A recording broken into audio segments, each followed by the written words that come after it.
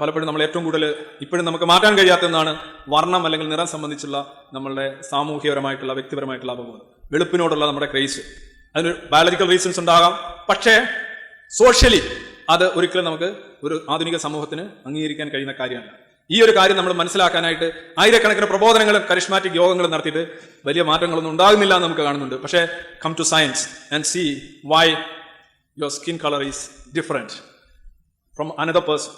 എന്തുകൊണ്ടാണ് നിങ്ങളുടെ skin colour മറ്റൊരാളിൽ നിന്ന് മാറുന്നത് എന്ന് ചോദിക്കുമ്പോൾ അത് എമൗണ്ട് ഓഫ് സോളാർ റേഡിയേഷൻ നിങ്ങൾക്ക് കിട്ടുന്നതിനനുസരിച്ചാണ് മാറുന്നതെന്നും നിങ്ങളുടെ ഭൂമധ്യരേഖ പ്രദേശത്തിന് എത്ര അടുത്താണെന്നുള്ളതാണ് നിങ്ങളുടെ ഈ മെലനോസൈറ്റ് കോശങ്ങൾ ഉദ്ദീപിപ്പിക്കാൻ, കൂടുതൽ ബൂട്ട് ചെയ്യാനും കൂടുതൽ മെലാനിൻ ഉണ്ടാകാൻ കാരണമെന്ന് നിങ്ങൾ മനസ്സിലാവും. അപ്പോൾ ഭൂമധ്യരേഖ പ്രദേശത്ത് ജീവിക്കുന്ന ഏതൊരാൾക്കും നാച്ചുറൽ ആയിട്ട് കൂടുതൽ ഡാർക്ക് സ്കിൻ ഉണ്ടാകുമെന്നും ഭൂമധ്യരേഖയിൽ നിന്ന് അകന്നു പോകുമ്പോൾ എത്ര ചെറിയ ആളായാലും അയാളുടെ സ്കിന്നിലെ പിഗ്മെന്റേഷൻ കുറയുമെന്നും സയൻസ് നിങ്ങളോട് പറയും. അപ്പോൾ പിന്നെ നിങ്ങൾ എന്താണ് മനസ്സിലാക്കുന്നത്? നിങ്ങൾ എവിടെയാണോ അല്ല നിങ്ങളുടെ പിതാമഹന്മാർ ഏത് പ്രദേശത്താണോ ജീവിച്ചിരുന്നത് ആ ജീനുകൾ നിങ്ങൾക്ക് കൈമാറി കിട്ടിയതുകൊണ്ട് നിങ്ങൾ വെളുത്തതായി കറുത്തതായി എന്നല്ലാതെ നിങ്ങളുടേതായിട്ടുള്ള യാതൊരു പ്രത്യേകിച്ച് മെച്ചമൊന്നുമില്ല